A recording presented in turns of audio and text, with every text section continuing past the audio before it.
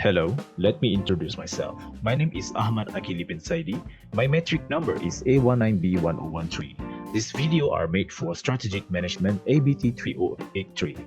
This video is about analysis of Pepsi in corporate background, external and internal environment analysis. So, let's start. Pepsico is an American multinational food, snack, and beverage corporation headquartered in Harrison, New York. PepsiCo's business encompasses all aspects of the food and beverage market.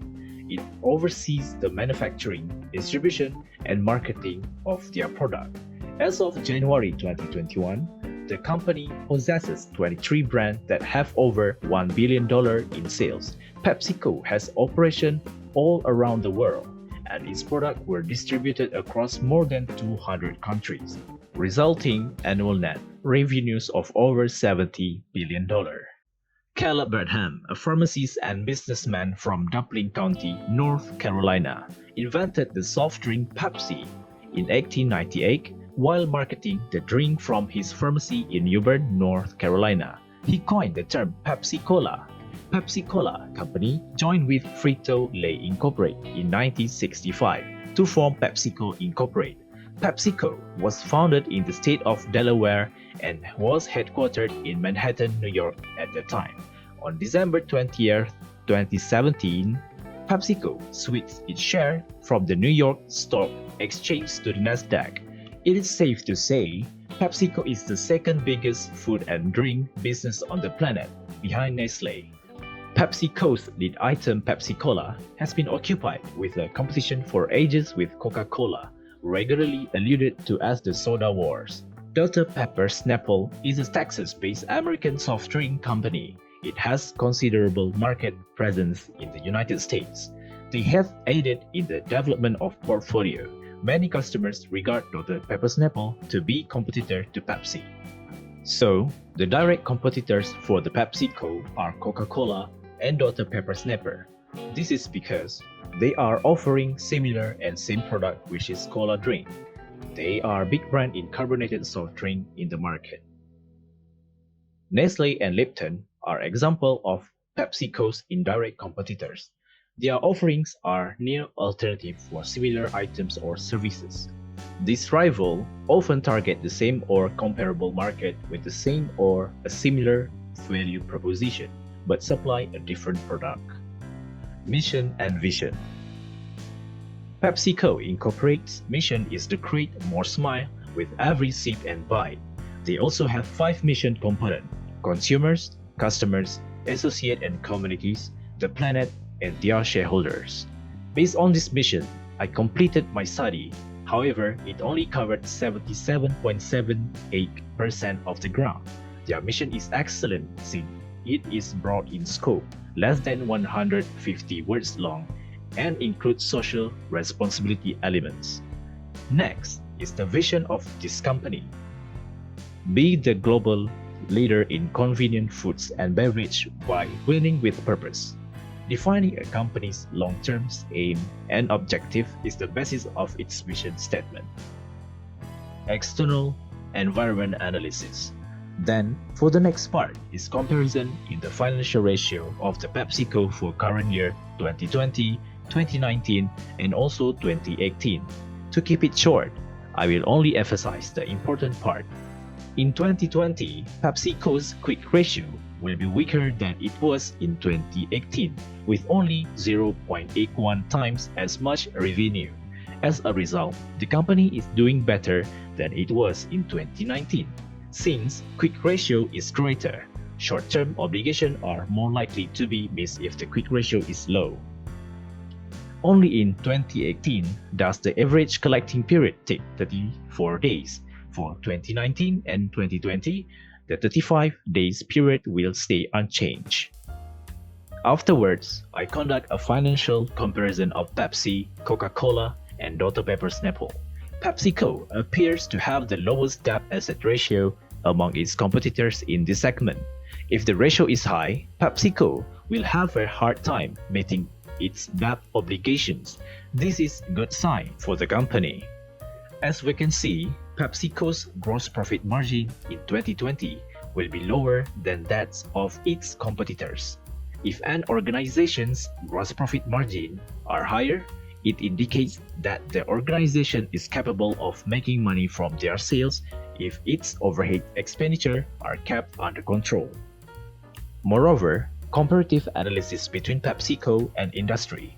As seen in the table, Pepsico will have a respectable quick ratio performance in 2020, as it will only get 0.81 times more than the industry average.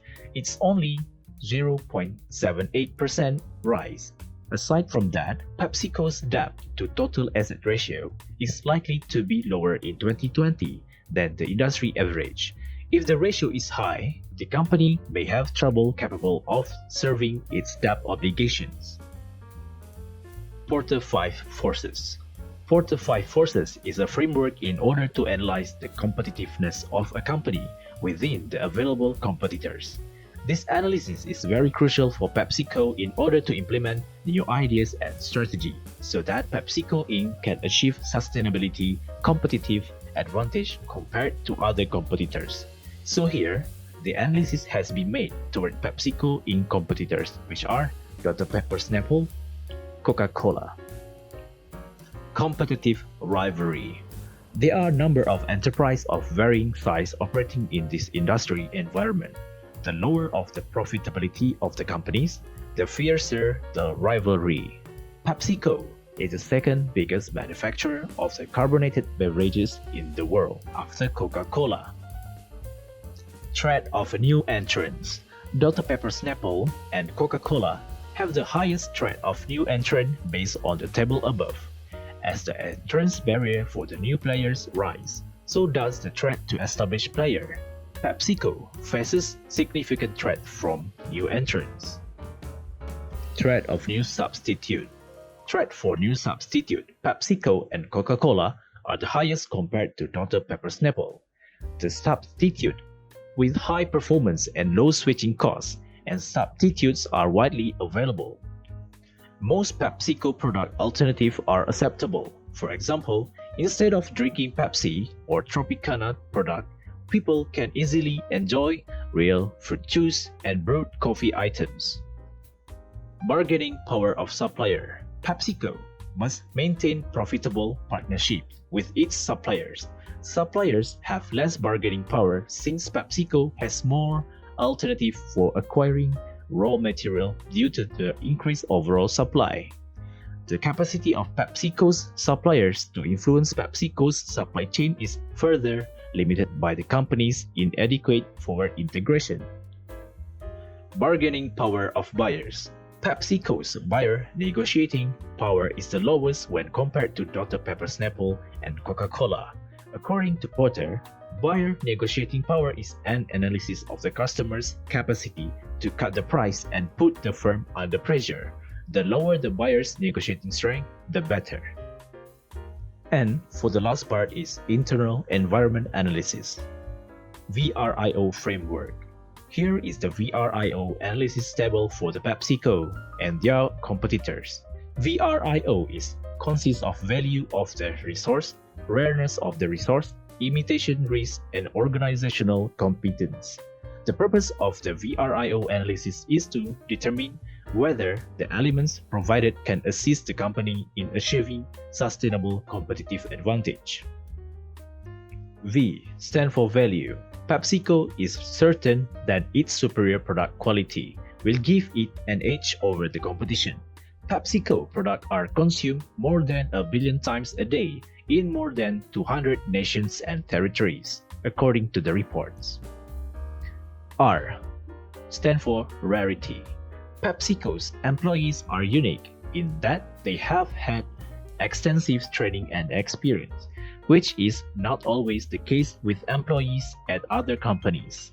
In contrast, this is not the case for workers at other companies, which is rare to see this. I stands for imitable.